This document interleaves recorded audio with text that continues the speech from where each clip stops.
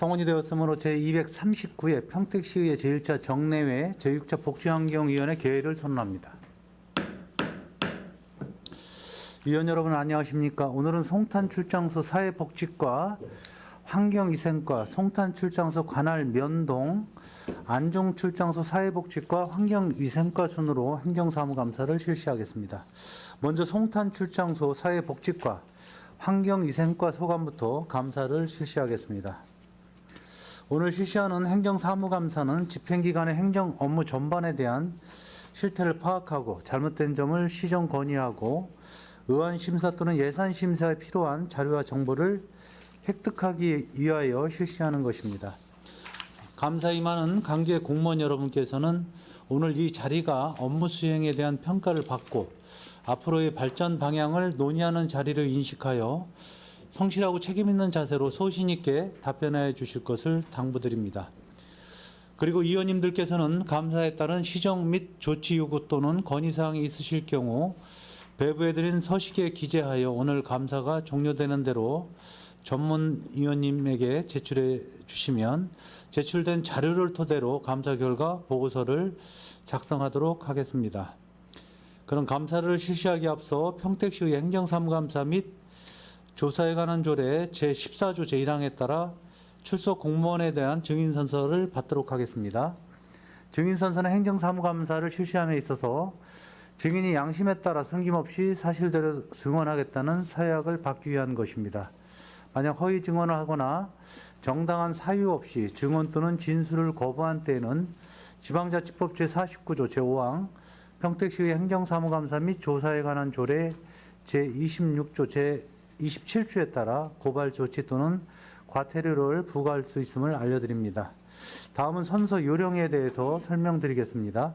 선서는 증인들을 대표하여 송탄출장소장께서 자리에서 일어나 오른손을 들고 선서문을 낭독하겠으며 다른 증인들께서는 자리에서 일어나 오른손만 들어주시면 되겠습니다. 선서가 끝난 후에는 서명 날인한 선서문을 취합하여 본 위원장에게 제출하면 되겠습니다. 그럼 지금부터 송탄출장소 사회복지과 환경위생과 소관 2023년도 행정사무감사를 실시하겠습니다. 그럼 증인은 모두 자리에서 일어나 선서를 해주시기 바랍니다. 선서. 증인은 평택시 의회가 실시하는 2023년도 행정사무감사와 관련하여 복지환경위원회에서 증언을 함에 있어 지방자치법 시행령 제46조 제6항 및 제7항, 평택시 의회 행정사무감사 및 조사에 관한 조례 제14조에 의거 양심에 따라 숨김과 보탬이 없이 사실 그대로 말하고 만일 진술이나 서면 답변에 거짓이 있으면 위중의 벌을 받기로 서약하고 이에 선서합니다. 2023년 6월 12일 송탄출장소장 오영규.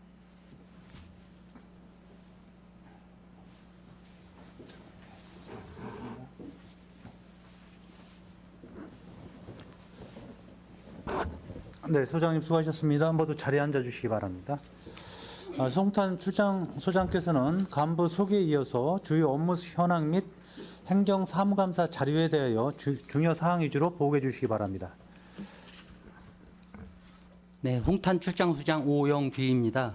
항상 우리시 발전을 위해서 아낌없는 지도와 관심을 베풀어 주시는 김승겸 복지환경위원장님과 김순희 부위원장님을 비롯한 위원님 여러분께 깊은 감사의 말씀을 드립니다.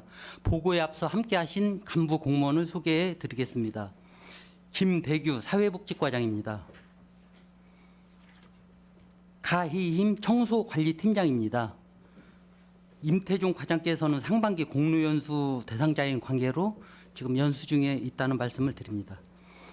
일반 현황은 서면으로 보고를 대신하고 2023년 주요 업무 현황에 대하여 보고 드리겠습니다.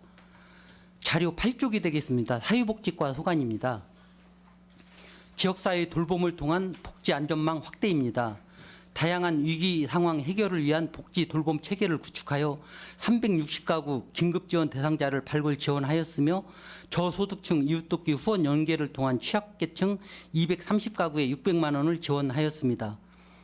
또한 지역 어르신들이 쾌적하고 편리한 환경에서 여가를 보낼 수 있도록 관내 89개 경로당 시설 개보수 등 현대화 사업비로 2억 1,400만 원, 양곡비는 183개소에 9,900만 원을 지원하였습니다. 앞으로도 어르신들의 행복한 노후와 건강한 공동체 생활을 위해 최선의 노력을 다하겠습니다. 다음은 9쪽 아동이 안전하고 행복한 함께 키우는 보육환경 실현입니다. 북부지역 어린이집은 우리시 전체 22.3%에 해당하는 90개소로 어린이집 이용아동 2,828명, 보육교직원 792명을 관리 지원하고 있습니다. 금년도 추진 실적으로 어린이집 6개소에 대해 지도점검 및 평가 인증 등 보육 컨설팅을 실시하였고 지역 아동센터 11개소에 대해 이용 아동과 종사자 관리 및 안전위생 점검 등을 실시하였으며 공공 어린이 놀이터 9개소에 대해 정기 살균 소독, 시설물 안전 점검 및 환경 정비를 추진하였습니다. 앞으로도 아동이 안전하고 행복한 양질의 보육 환경 실현에 최선을 다하겠습니다. 다음은 10쪽 맞춤형 사회보장을 위한 통합 주사 관리입니다. 2023년 3월 30일 기준 복지 대상자 현황은 3만 223가구 4만 1,628명으로 부양 의무자 기준 완화와 기본재산 공제액 확대 등으로 복지 대상자가 꾸준히 증가하고 있는 추세입니다. 추진 실적으로는 복지 대상자 선정을 위해 2,238가구를 조사하여 총 27,922가구 83억 1,400만 원을 지원하였고 복지 대상자의 소득 등 변동 사항을 수시 확인 조사 및 자료 정비를 통해 부정 및 중복 수급을 방지하고 지원이 필요한 위기 가구의 맞춤형 복지 서비스를 연계 추진하였습니다. 앞으로도 체계적이고 전문적인 통합조사 관리를 통해 저소득층 기초생활 지원 강화 및 복지 안전망 구축으로 복지 사각지대 최소화를 위해 최선을 다하겠습니다. 이상 사회복지과 소관을 마치고 38쪽부터는 환경위생과 소관이 되겠습니다. 시민이 체감하는 깨끗한 생활환경 조성입니다. 시민이 체감할 수 있는 깨끗한 생활환경 조성을 위해 노면 청소차와 고압 살수차를 적극 활용하여 주요 도로변의 쾌적한 도시 환경을 조성하였고 쓰레기 불법 투기 근절을 위한 단속과 취약 지역을 집중 관리하는 등 쓰레기 감량화와 올바른 배출을 위한 홍보활동 전개 및 함께하는 클린 평택 추진 등 시민 주도의 자율적 주민 참여 분위기를 조성하고자 노력했습니다. 39쪽 모두가 안심하는 친환경 도시 조성입니다. 시민 생활환경 위해 요소를 방지하고 쾌적한 도시환경 조성을 위해서 악취, 미세먼지, 비산먼지, 소음 등 환경 오염물질 배출 사업장에 대한 관리 감독을 강화하였으며 시민들이 생활에 밀접하게 연계되는 주요 악취 발생 시설과 다중 이용 시설을 중점 관리하고 있습니다. 앞으로도 개발 사업장 등 환경 오염원으로부터 시민이 쾌적한 생활을 유지할 수 있도록 환경 관리에 만전을 기하도록 하겠습니다. 마지막으로 40쪽 안심 먹거리 조성으로 식품 안전 관리 강화입니다. 송탄 출장소 관내에는 4월 말 현재 5,886개소의 식품위생업소가 등록되어 있으며 안전하고 건강한 위식 환경 조성을 위하여 시기별, 대상 품목별, 위생 취약 분야별 위생업소에 대한 지도 점검을 실시하여 올바른 식생활 조성을 위해 노력하였습니다. 앞으로도 생산부터 소비까지 전 단계에 걸친 체계적인 위생 관리로 식중독 사전 예방과 시민들의 식품 안전을 위하여 최선을 다하겠습니다. 이상으로 홍탄 출장소 복지환경위원회 소관 업무를 간단히 보고를 마치겠습니다. 감사합니다. 네, 소장님 수고하셨습니다. 송탄 출장소 사회복지과 환경위생과 소관에 대해서 질의하도록 하겠습니다. 질의하실 위원님께서는 것으로 신청하신 후 페이지를 말씀해 주시기 바랍니다. 준비되시냐요? 네, 이관 위원님 질의해 주십시오. 예, 이관 의원입니다. 소장님, 과장님 정말 수고 많으시다는 말씀 좀 드리고요. 저희 의원님들도 수고 많이 하고 있습니다. 아무쪼록 오늘 질의 내용이 실은 우리 나눠주신 감사 자료 외적으로 질의가 좀 있더라도 성실히 좀 답변 좀 부탁드리겠습니다. 일단 우리 사회복지과 경로당 수가 총 우리 관할 지역에 몇 개 있으시다고? 184개소입니다. 84개소. 예. 184개소 중에 이번에 현대화 사업 추진한 개소가 몇 개 정도 됩니까? 현대사업 네네. 저희 그 금년도 그 현대화 사업비가 한 2억 2,600이 섰거든요. 예. 그래가지고 한 80여 개소에 대해서 그 지원이 나갔습니다. 80에서. 예. 그리고 앞으로 또 이제 새로운 아파트나 이런 구역이 들어서서 이제 신규 경로당이 또 쓰면은 거기도 지원 계획을 잡고 있습니다. 우리 지금 그 자료 주신 거 보면 89개소 사업 추진을 하셨다는 게 이게 2022년도 말씀하시는 건가요? 아니면 예, 맞습니다. 그럼 23년도에는 예상이 얼마나 되고 있나요? 그 금년도 예상도 요 정도 수준으로 저희가 계획하고 있습니다. 금액도 예산액도 비슷하고요. 예, 예. 그러니까 현대화 사업에 대한 부분이 실은 지난번 업무 보고 때도 말씀을 드렸지만 실은 우리 경로당들이 노후화가 상당히 좀 심해지는 부분이 있어요. 경로당 활성화가 한지 벌써 15년, 막 20년 되는 그런 비율들이 상당히 많은 경로당이 많이 있거든요. 그래서 경로당 현대화 사업에 대한 우리 지원을 좀 아끼지 말아달라고 분명히 얘기를 하셨는데 예산도 실은 많이 부족하시잖아요. 예, 지금 현재 이제 저희가 사전에 그 각 경로당별로 그 수요 파악을 하거든요. 근데 수요 파악을 해서 저희가 이제 예산에 반영을 시키는데 벼랑간의 경로당이 이제 긴급 사항이 이렇게 왕왕 발생하는 경우가 있어갖고 거기에 대한 부족분이 좀 생기는 현실입니다. 그리고 동절기 때 긴급하게 보수할 사항들이 상당히 많은데 예전하고 지금하고 사업비가 똑같이 책정이 돼서 진행을 한다 그러면 실은 요즘 자재값이라든지 모든 면에서 많이 좀 올라가 있어요. 그런 부분을 좀 충분히 고려해서 우리가 또 예산 반영할 부분들, 추경에 반영할 부분들 충분히 반영해서 이런 부분 우리 경로당 현대화서 그동안 우리 코로나 때문에 경로당이 제대로 운영이 안 됐다가 올해부터 또 적극적으로 경로당이 운영이 돼가고 있는 거잖아요.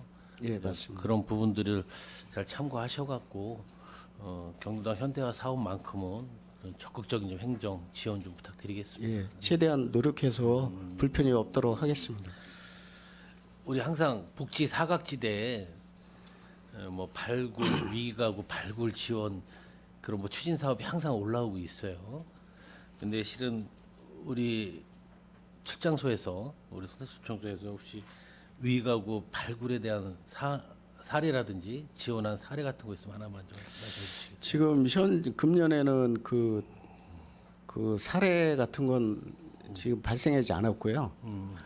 이제 저희가 이제 그 각 읍면동에 적극적으로 이제 홍보를 요청하는 사항입니다. 그래서 만약에 혜택을 받을 수 있는 사람이 받지 못하고 어렵게 그 위기에 빠져 있는 분들을 이제 새로 찾고 이러는 사항인데 여러 경로를 통해서 그거는 저희가 이제 복지 사각에 그 없도록 그렇게 최대한 노력하고 있습니다.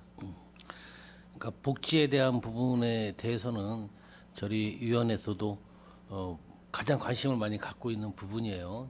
저는 이제 복지에 대해서 늘 얘기하는 게 복지에 대한 부분은 좀 지나친 부분들이 있어야 그분들에게 조금이라도 혜택이 좀 가는 거거든요. 그냥 복지에 대한 관심이 그냥 지나치지 않는다면 그냥 뭐 위기가구 발굴, 뭐 지원 그런 거는 우리가 좀 바라보기가 어려울 것 같아요. 그래서 좀 지나친 관심 속에서 우리 위기가구 좀 발굴이 좀 이루어졌으면 좋겠어요. 왜냐하면 실은 읍면동에서 민원은 많이 발생해요. 근데 면동에서도 할 수 있는 방향이 그 제도적인 한계가 있기 때문에 지원을 더 해드리고 싶어도 또 거기서 누락되는 부분들이 상당히 좀 있거든요. 그런 부분 좀 잘 발굴해서 지원이 좀 연말에는 좀 성과가 좀 잘 이루어졌으면 좋겠습니다. 네, 알겠습니다. 우리 지역아동센터가 지역에 11개소가 있는 거예요. 예, 맞습니다. 우리가 지역아동센터하고 하면 시설 또한 상당히 좀 노후 열악한 부분이 많이 있지 않습니까? 예, 시설이 좀 열악하고 그런데 이제는 저희가 이제 그거를 이제 안전관리라든가 이런 거를 정기적으로 수시 점검을 하고 이제 미비한 거는 또 조치할 수 있도록 이렇게 하고 있습니다.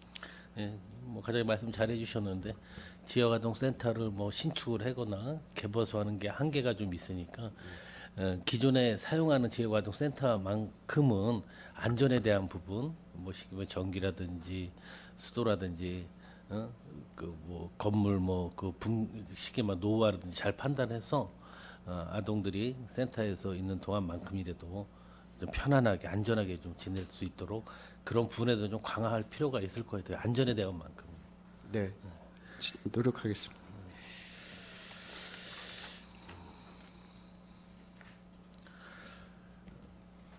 뭐 전체적으로 좀 해볼게요. 우리 송출에서 가장 중요한 우리 사회복지에 담당하는 게 노인, 어린이 아니지 않겠습니까? 그래서 전 어린이집들이 관내에서 개소가 민간 다 포함해서 90개소가 있는 건가요? 예, 어린이집 90개소 있고 국공립이 한 35개소가 있습니다. 35개.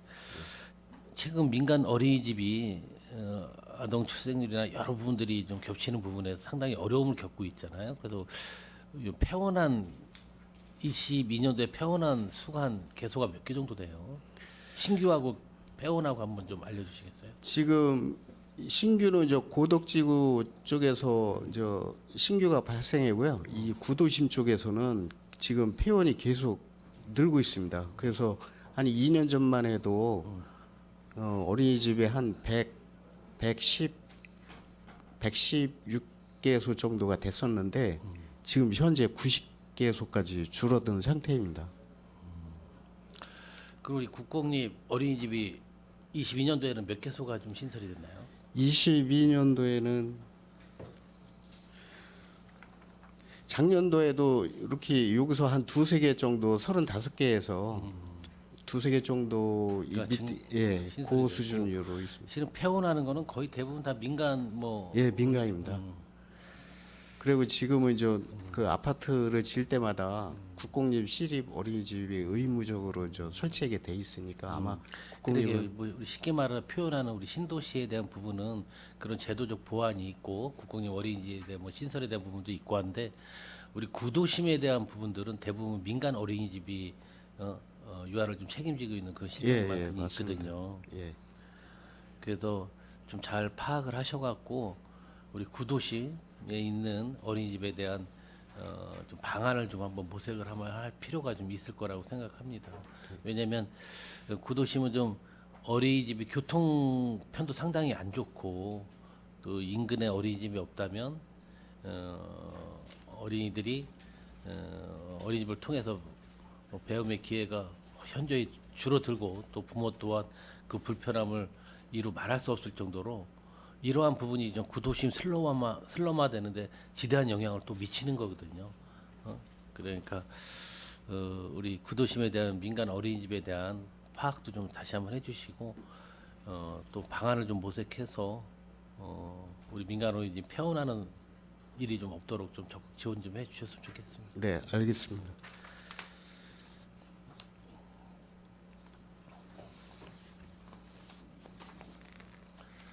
저는 이번 행감 때 소장님 뭐 제 별명이 지원이래요. 뭐 행감할 때마다 지원 얘기를 하는데 저는 지원이라는 그 전제 조건은 분명히 있습니다. 그 과감히 지원을 안 할 부분은 과감히 정리를 해야 되고 그 정리한 부분에서 지원을 늘리라는 얘기지 무작정 사업의 내용이라든지 사업의 충실도라든지 사업의 필요와 불필요를 분명히 따져서 정리가 한번 필요한 거지 굳이 사업이 이어갈 수 없는 그런 사업들을 단연간 사업이라고 계속 이어와서 다른 기존의 사업들이 더 활성화 못 되는 그런 부분들은 과감히 정리도 한번 하고 해야 되고 통합도 해야 되고 그런 차원에서 지원을 얘기하는 거지 뭐 거꾸로 과감히 삭감할 부분들은 과감히 삭감을 해서 늘려야 될 지원 사업에 대해서 지원을 해달라는 그런 뜻입니다. 그러니까 지금까지도 계속 소장님한테 지원 얘기해서 드리는 말씀입니다. 그리고 모범업소 현황을 보면 17개소가 있어요. 그냥 모범업소로 선정되는 기준을 다시 한번 좀 듣고 싶습니다. 네, 위상가.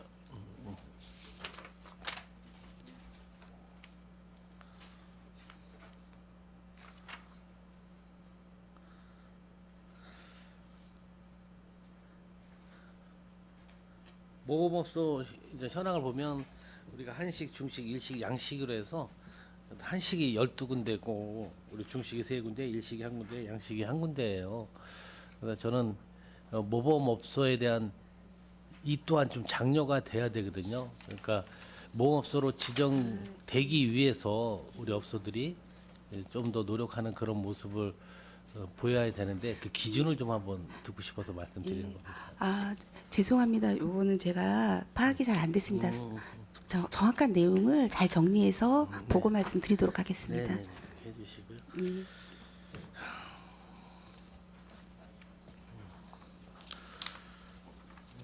제가 좀 한번 기회가 된다면 혹시 쉬는 시간이라도 다음 시간에 말씀을 해주시면 이게 저 혼자만 듣는 것보다 이 방송을 많이 모니터링하고 일반 시민들도 많이 보고 있으니까 그거에 대해서 홍보 차원에서 좀 말씀드렸으면 좋겠다는 생각이니까. 예, 바로 준비하겠습니다. 예, 준비하겠습니다.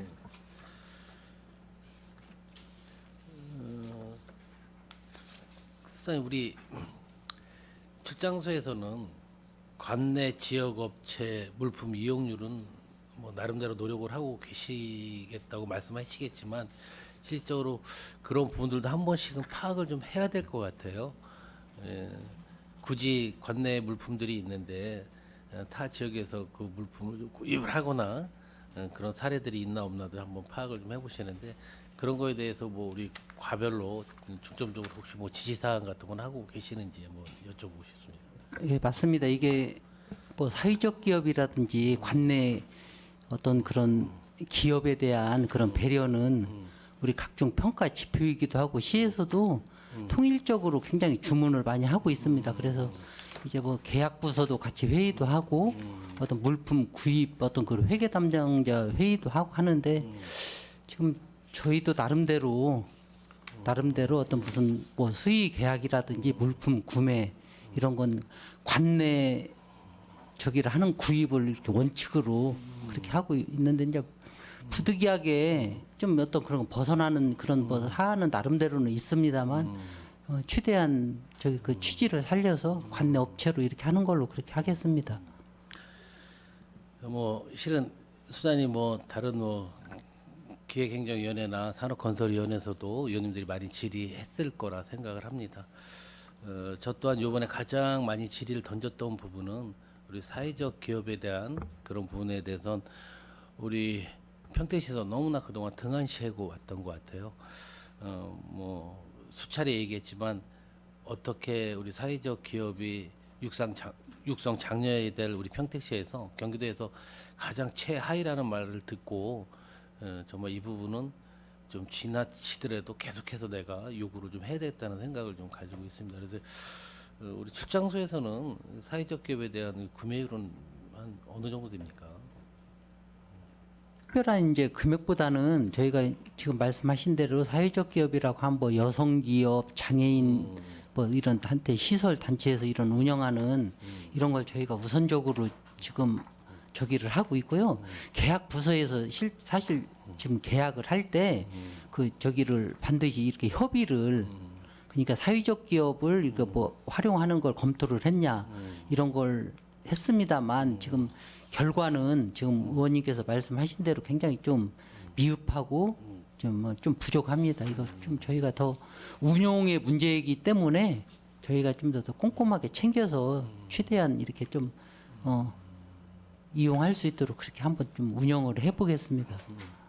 이제 당연히 운영을 좀 해야 되는데 우리 소장님께서 적극적인 그런 부분들을 좀 우리 과별로 출장소에 있는 적극적으로 말씀을 해 주셔야 그 부분들이 조금이라도 사회적 기업에 대한 좀 인식이 좀 개선이 된과 동시에 좀 구매율도 좀 높아지지 않을까 생각을 합니다. 그래서 다시 한번 우리 사회적 기업에 대한 활성화 방안 차원에서라도 우리 출장소에서만큼은 사회적 기업에 대한 물품에 대한 적극적인 좀 구매에 대해서 협조를 좀 많이 해주시기 바라겠습니다.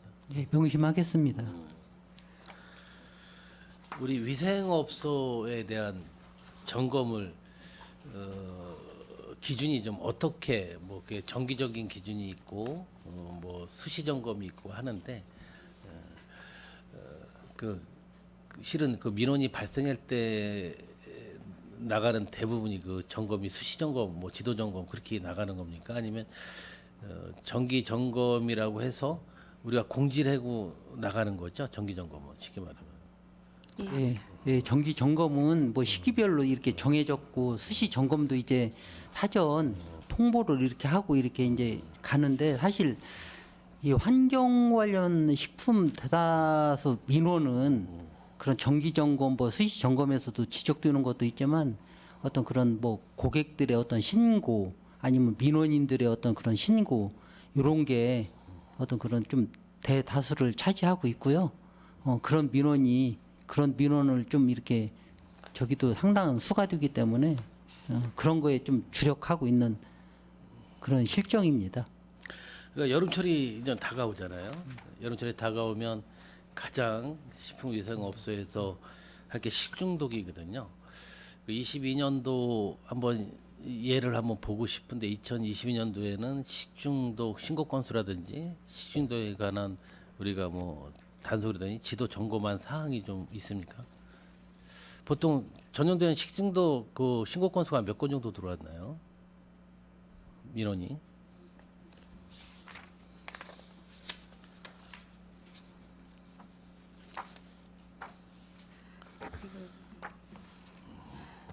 저기는 저기 사실 지금 식중독 발생 건수가 21년도에는 저희가 이제 아시다시피 한 건에 그 37명이 발생해가지고 중앙 저기 플라텍에서 서탄에 있는 저기서 했는데 22년, 23년도에는 공식적으로 저희가 이게 적출되거나 신고된 저기는 발견을 못했습니다. 22년도, 23년도. 네. 우리가 그 만약에 그럼 21년도 예를 들어서 식중독이 그 업소에서 발생한 사실이 밝혀진다고 하면 그 이후에 조치 사항들은 어떻게 이루어지는 겁니까? 당연히 그에 대한 어떤 그 식중독의 뭐 실태 조사 이후에 그에 대한 사례가 혹시 그러면 우리 평택시에서 우리 출장소에서는 식중독에 관련된 위생업소에 대한 점검이라든지 그 조치 사항이 그동안 없었어요. 그건 이제 아까 말씀드렸다시피 이제 정기 식품 저기 위생업소에 대한 지도 점검을 저희가 실시를 합니다. 그럼 아시다시피 뭐 각종 어떤 그런 조리 기구에서부터 이런 걸 저기를 하고요. 매뉴얼에 의해서 점검을 하고요. 그에 대한 어떤 그런 주로 이제 예방 업무를 이렇게 정기 수시 점검에서는 되고 있습니다. 무슨 뜻인지 알죠. 제 질문 요지는 실은 식중독 발생 건수가 없을 리가 없거든요. 근데 신고 건수도 없을 리가 없고 그러면 철저한 지도 점검은 분명히 나갔을 텐데 지도 점검 이후에 그 업소들에 대한 조치 사항들이 어떻게 이루어지는지 그동안 그런 사례가 있었는지 없었는지 좀 질문을 드린 거고요. 그다음에 그 조치 사항에 대해서 제가 좀 이렇게 말씀을 드리는 거는 좀 식중독에 대한 만큼은 우리가 계도 홍보 지도가 좀 철저히 이루어지는 차원에서라도 제가 뭐 질의를 좀 던진 겁니다. 다행히 뭐 소장님이 말씀하신 부분에 대해서 제가 뭐 이해는 충분히 하고 있는데 혹시 그런 사례가 있으면 그 사례에 대한 우리가 공식적인 그런 발표가 좀 필요할 것 같아요. 그래서 위생업을 하시는 분들에게도 좀 경각심을 불러일으키고 또 우리 식중독에 대한 앞으로의 분명히 올 상당히 무더위가 온다고 했는데 아마 식중독에 대한 건수가 많이 들어올 것 같은데 그걸 미리미리 지금이라도 예방 차원이라도 좀 적극적으로 좀 해주셨으면 좋겠다는 의미에서 좀 말씀을 드렸습니다. 예. 알겠습니다. 제가 직접 경험한 적은 없는데 지금 취지라서 그런 사례를 위생 교육이나 지도 점검 시에 같이 그렇게 한번 공유하고 안내하는 대안을 이렇게 마련하겠습니다. 우리 늘 출장소에서 면동에서 제일 민원으로서 골치가 아픈 게 우리 쓰레기 거점 수거지죠. 관내에 우리 거점 수거지가 총 몇 개 지정이 되어 있나요? 예, 현재 576개소 지정되어 있습니다. 그러면 우리가 거점 수거지를 민원이 발생하고 여러 문제점이 있다고 해서 그 거점 수거지를 폐쇄할 수는 없는 거잖아요. 저도 이제 이런 사례를 또 한번 듣고 싶어요. 싫으면 저희 지역구에서도 거점 수거지에 대한 그러니까 주민들 간의 갈등이 너무 심해서 거점 수거지를 없애야 되는 상황까지 지금 다가왔던 것 같아요. 그러면 그 대안 같은 거는 뭐 어떻게 좀 하고 있나요, 실은? 그게 지금 뭐 이제 잘 아시다시피 거점 수거지냐 문전 수거냐 뭐 이런 저기 때문에 끊임없는 어떤 그런 저기가 뭐 어떤 그런 논란이 있고 찬반이 분류가 되는데, 그래도 지금 또 계절별로 어떤 그런 민원이 있고 이런 걸 봤을 때는, 그리고 어떤 도로변뿐만이 아니고 이면도로 이런 어떤 그런 여러 가지 어떤 그런 수거 체계상 봤을 때 그래도 지금 어떤 그런 거점 체계를 좀 개선을 해서 저기를 하는 게 수거의 어떤 그런 효율성이나 주민들께서도 지금까지 어떤 인식된 어떤 그런 저기가 있어서 당분간은 좀 거점 수거 체계를 이렇게 좀 유지하는 게 어떨까 하는 좀 그런 개인적인 적입니다. 저는 이제 거점 수거지 실은 어디 지역은 이렇게 도심이 밀집돼 있고 빌라가 많이 모이는 촌에서는 내가 현관문만 열어도 바로 거점 수거지가 보이는 지역이 상당히 많이 있어요. 그러니까 제가 말씀드린 부득이하게 거기다 계속 존치를 한다고 하면 그 인근 사실은 주민들에게 무슨 혜택 같은 거 주어지는 그런 부분들은 뭐 있습니까? 그래서 저희가 끊임없이 그런 클린 하우스 이런 걸 자꾸 저기 시설하고 환경을 개선을 하고, 가능하면은 저희가 뭐 저기 인근 어떤 그런 저기보다는 피해를 최소화하기 위해서 시유지나 이런 어떤 그런 뭐 국공유지 이런 데를 찾아서 이렇게 저기를 뭐 조정을 이렇게 해드리고 있고요.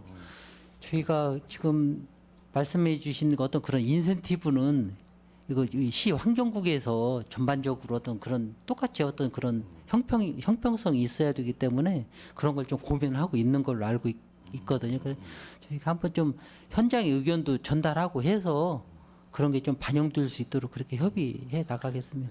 이제 거점 수거지는 공동주택에서는 크게 민원이 그래도 좀 덜 할 거라고 생각을 합니다. 뭐 개인 주택들이나 소단위 다세대 주택들에도 일어나는 사항들인데 그분들은 실은 이런 것 때문에 재산권의 침해도 많이 받는 거예요. 내가 바로 내 집 앞에 거점 수거 지역이 되면 매매도 안 되고 실은 월세 전세 놓기도 상당히 좀 부담스러움이 많이 있다고 좀 토로를 하는데, 저는 거점 수거도 어차피 공공의 목적을 위해서 배려를 하는 부분들이 있는 거군요. 그분들이 이득을 위해 그런 부분들에 대해서 어느 정도 좀 파악을 해서 최소한 우리 무조건 거점 수거 지역을 정해놓고 어쩔 수 없습니다 그렇게 얘기하는 것보다 최소한 반경 몇 미터를 정해놔서라도 그 해당되는 가구나 주민들에게 어느 정도 좀 지원을 해주는 그런 방안을 한번 모색을 해야 될 거라고 생각합니다.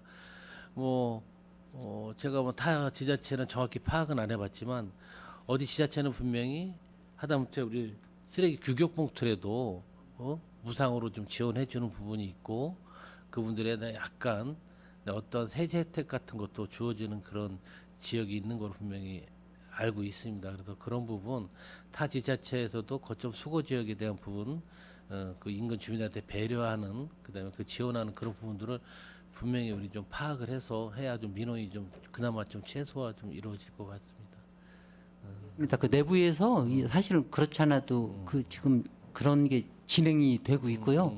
조만간 어떤 그런 지원안이 제시될 것으로 이렇게 좀 기대하고 있습니다. 문전 수거 지역은 오히려 거점 수거 지역보다 문전 수거가 아직 민원은 많이 발생하지 않고 있나요? 사실 뭐 문전 수거가 자기 집에서 발생한 쓰레기는 자기 집 앞에다 놓는 게 이게 원칙이고 더 저기를 하는데, 이게 아시다시피 이제 그러다 보면 쓰레기 이제 수거 차량이나 이런 게 어떤 그런 뭐 신속성 내지는 시간도 더 많이 걸리고 인력도 더 많이 걸리고 비용도 이제 더 많이 발생하는 그런 어떤 그런 뭐 문제가 또 해결해야 될 문제가 있기 때문에 그런 것도 지금 같이 검토해 가지고 이렇게 하고 일부에서는 그 시범 지역으로 이렇게 뭐 운영하는 걸로 이렇게 알고 있거든요. 이 부분은 저희가 한 번 더 시 전체하고 맥락을 이렇게 같이 할 수 있도록 그래 한번 환경국하고 협의도 하고 의견도 전달하겠습니다. 저는 소장님이나 우리 과장님들이 뭐 민원을 받았는지 모르지만 문전 수거에 대한 민원이 어떤 민원이 발생이 되냐면 문전 수거가 내 집 앞에 안 버리고 옆집에다 버리는 거예요. 그러다 그게 간이 거점 수거 지역이 된다는 말을 하더라고요. 그래서 그런 부분에 대해서도 우리가 내 집 앞 쓰레기 문전 내 앞에다 놓고 수거하는 그런 부분들이 다시 한번 좀 홍보가 필요할 것 같아요. 제가 실질적으로 그런 사례를 본 적이 있어서 이 집 앞에 쓰레기가 있어야 되는데 약간 어느 집 앞에 담 옆에 이게 거점 수거가 돼버리는 거예요. 그러다 보니까 오전에 나와서 통장님을 기점으로 해서 많이 막 논쟁이 벌어서 현장에 나가서 그 민원도 보고 있었는데 이런 부분에 대해서 다시 한번 문전 수거에 대한 여론도 맨 처음에 시행을 할 때 우리 평택 시행할 때 많은 찬반 언론이 있지 않았습니까? 그러니까 그런 부분들에 대해서 해소를 하기 위해서는 문전 수거에 대한 홍보가 좀 적극적으로 이루어지면 좋겠다고 생각을 가지고 있습니다. 있습니다. 그래서 우리 이동식 그 투기 그걸 뭐라 그러지? 이동식 투기 그 카메라 있잖아요. 예, 이동식 그 단속 단속. 예, 그게 CCTV. 대부분 문전 수거 때문에 이루어지는 경우가 상당히 많이 있더라고요. 그러니까 거기다 안 버리고 제 집 앞에 안 버리고 어디 좀 골목 좀 한가한데 그분들이 다 버리는 그런 게 돼 버리는데 문전 수거 방식의 그 취지에 너무 어긋나는 그런 일들이 벌어지니까 이게 어느 시점에서 제도화되고 시행된 지 좀 시간이 흘렀기 때문에 이게 그냥 느슨하게 그렇게 돼버리는 경우가 있으니까 이제는 한번 이렇게 조여서 한번 문전 수거 방식에 대한 정확한 좀 홍보가 좀 다시 한번 필요할 것 같습니다. 그래서 읍면동에 지시를 해서 다시 한번 그분에 대해서 좀 얘기를 좀 했으면 좋겠습니다. 예.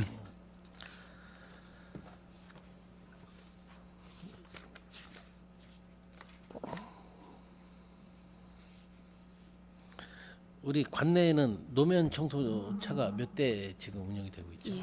지금 노면차 2대하고 살수차 1대 있습니다. 그 노면 청소차 항상 얘기를 하는데 노면 청소차가 쉽게 말하면 지금 25톤짜리가 운영이 돼가고 있는 건가요? 예, 잠시. 노면차가요.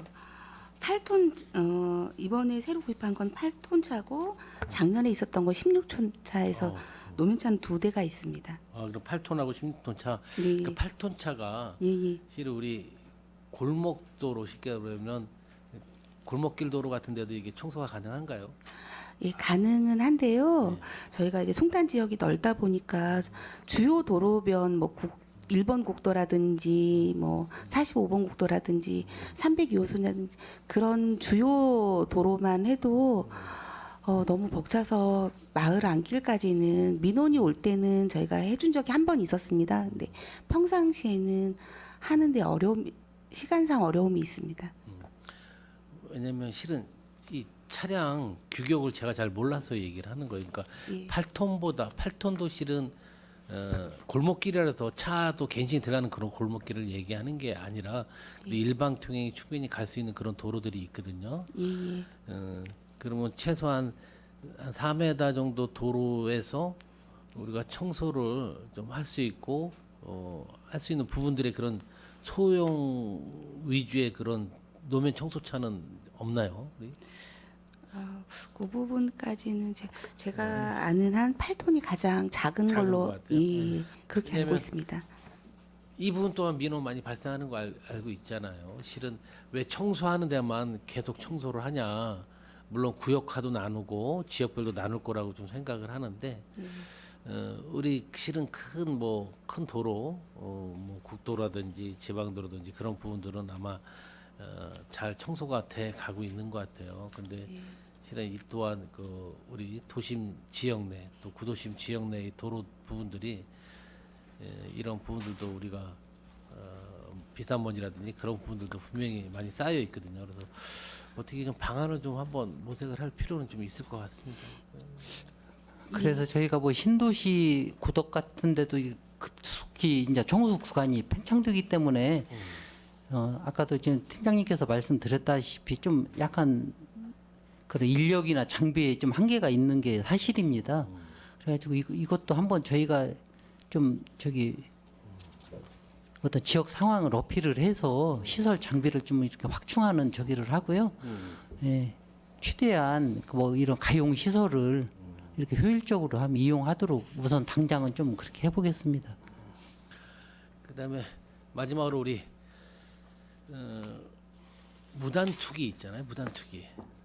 근데 지금 많이 노력은 하고 있지만 그래도 약간 한가진 지역에는 상당히 무단투기가 빈번히 많이 발생하고 무단투기 장소가 이상하게 정해져 있는 것 같아요.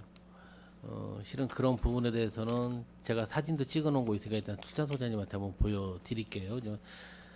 너무 아쉬운 게 경고문 부착 같은 게 좀 잘 이루어져야 되는데 왜 여기에 경고문 정도 하나만 있어도 제 생각에는 투기 횟수라든지 투기량이 한 반 정도 줄을 것 같은데 경고문 부착 같은 거 그런 부분에 대해서 좀 적극적으로 좀 노력을 좀 해주셨으면 좋겠습니다.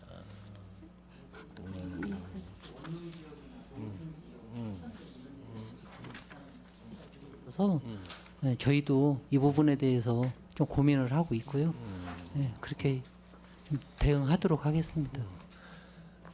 아무튼 소장님 오늘 저희가 말씀드린 거는 우리 경로당 현대화 사업에 다시 한번 잘 심혈을 좀 기울여 주시고 우리 거점 수거, 문전 수거에 대한 부분들 다시 한번 잘 검토해서 민원이 좀 최소화할 수 있도록 노력해 주시길 바라겠습니다. 위원장님 이상 질의 마치겠습니다. 수고하셨습니다. 네, 이거는 수고하셨고요. 한 분만 더 하시고 좀 쉬었다 하실까요? 최선재 의원님 한 10여 분 더 하시고 좀 쉬었다 하실까요? 예.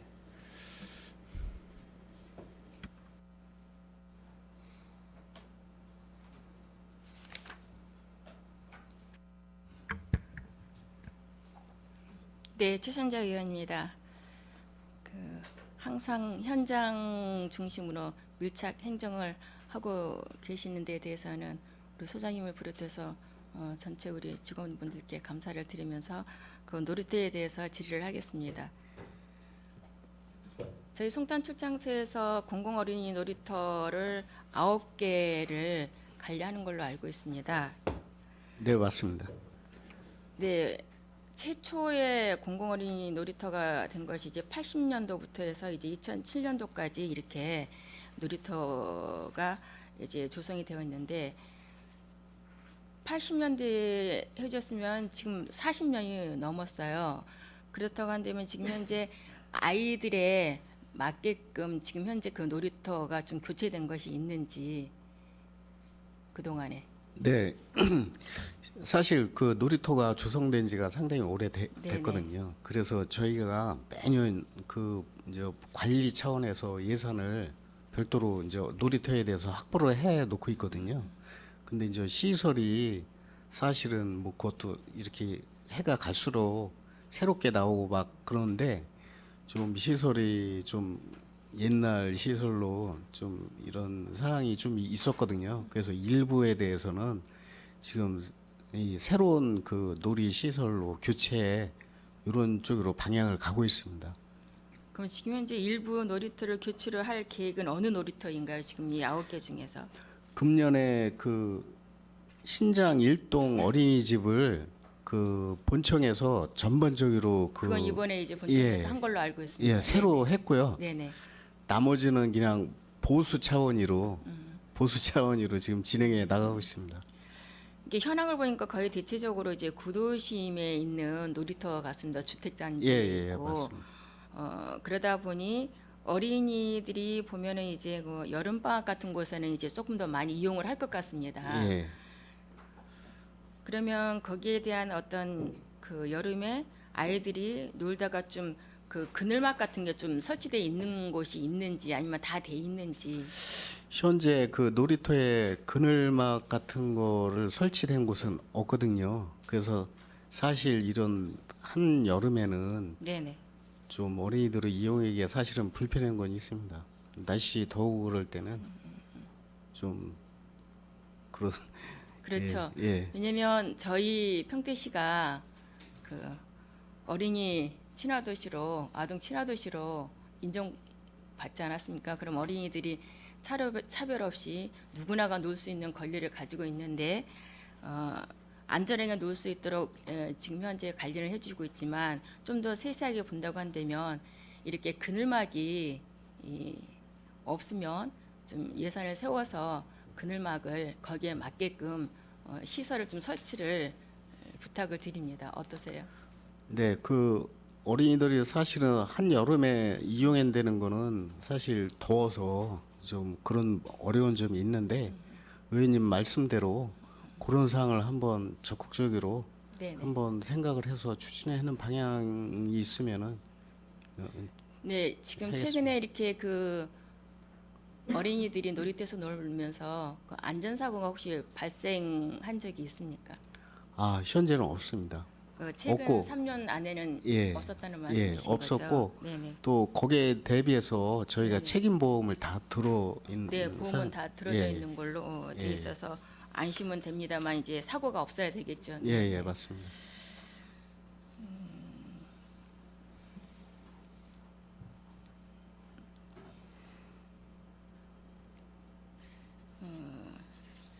여기 보니까 관리는 잘 하셨어요. 그 보니까 이제 놀이기구 살균 소독을 이제 하셨고 또 더군다나 이제 그 모래 놀이터를 이제 고온 소독을 하게끔 이제 그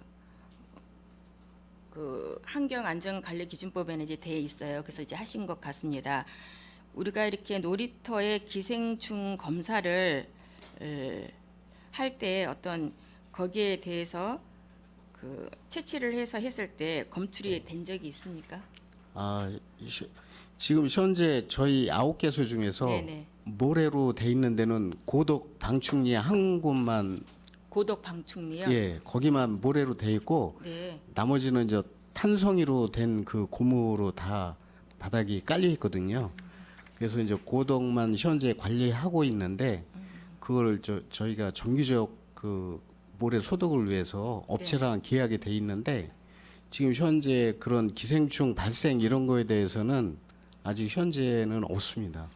그럼 지금 말씀하신 것처럼 이제 9개 중에서 고독 방충리가 거기에 한 곳에만 이제 예, 모래 놀이터가 모래, 있고 예, 거기에 이제 모래 놀이터에 대해서 이제 소독을 했고 예. 거기에 대해서 채취한 결과 이제 기생충 검사를 했을 때 이제 검출이 되지 않았다는 것인데 이렇게 그 모래 놀이터를 소독하는 거는 1년에 몇 번으로 하게 돼 있죠?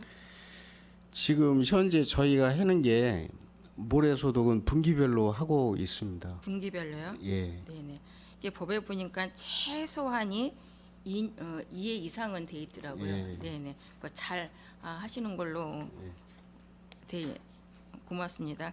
그러면 여기에 또한 그 기생충 검사는 이제 검출되지 않았고 어떤 중금속이나 이런 것들에 대해서도 검사를 그 전문의에 의해서 좀 해본 적이 있으신가요? 그거는 없습니다. 그러니까 이런 것들도 예. 좀 그 어린이들이 노는 시설이기 때문에 예. 그 여기에 보니까는 환경안전관리기준법에 의해서 이것 또한 하게끔 돼 있더라고요. 예. 이것도 예. 빠른 시일에 예. 좀 하셔서 그 안전한 건지 하시고 난 다음에 보고를 좀 해주시기 바랍니다. 네, 네. 알겠습니다. 네, 네.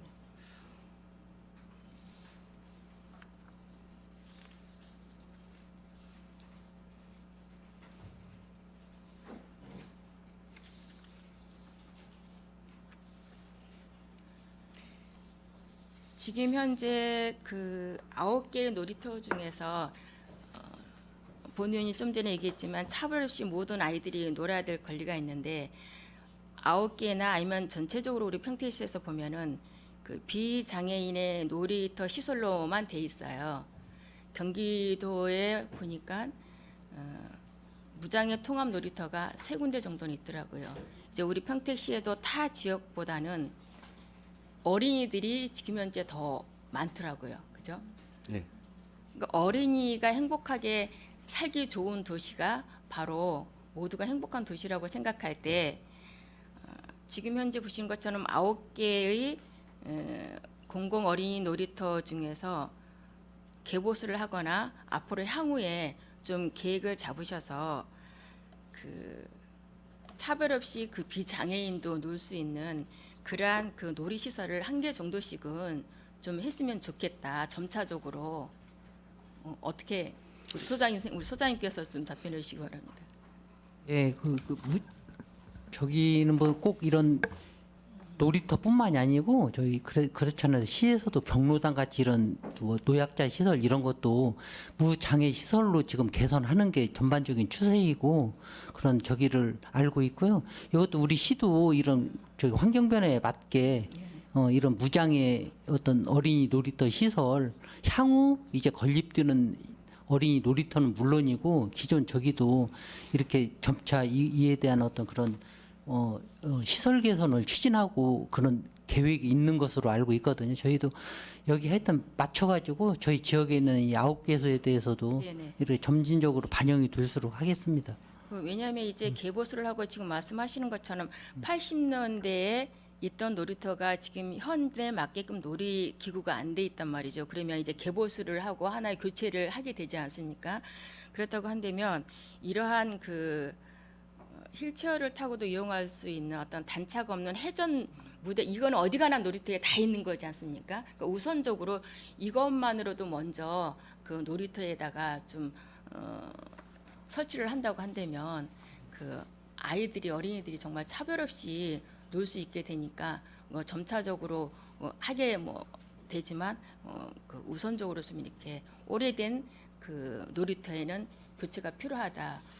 왜냐하면 이 지금 보니까 동청리부터 신장동까지 보면은 동청리에는 아이들이 지금 현재 13세 이하의 아이들이 몇 명이 되는지 9개의 그 놀이터에 살고 있는 그 동네 어린이들이 몇 명이나 살고 있는지 파악을 좀 하시고 그 다음에 그 아이들과도 좀 이제 어렵겠지만 세심하게 좀 소통도 해가면서 한 번 정도는 이렇게 좀 모여서 소통을 해가면서 이렇게 그 통합 놀이터가 하나 정도씩은 꼭 필요하다. 우선적으로 좀 이렇게 예산을 잡으셔서 해주셨으면은 하는 당부를 드리겠습니다. 네, 알겠습니다. 네네. 우선 여기까지 질의를 마치겠습니다. 네, 최선자 의원님 수고하셨고요. 좀 쉬었다가 이어서 질의해 주시기 바랍니다. 자, 원활한 회의 진행을 위해서 잠시 감사 중지를 하고자 합니다. 위원 여러분들 이의 있으십니까? 이의가 없으므로 10분간 감사 중지를 선언합니다.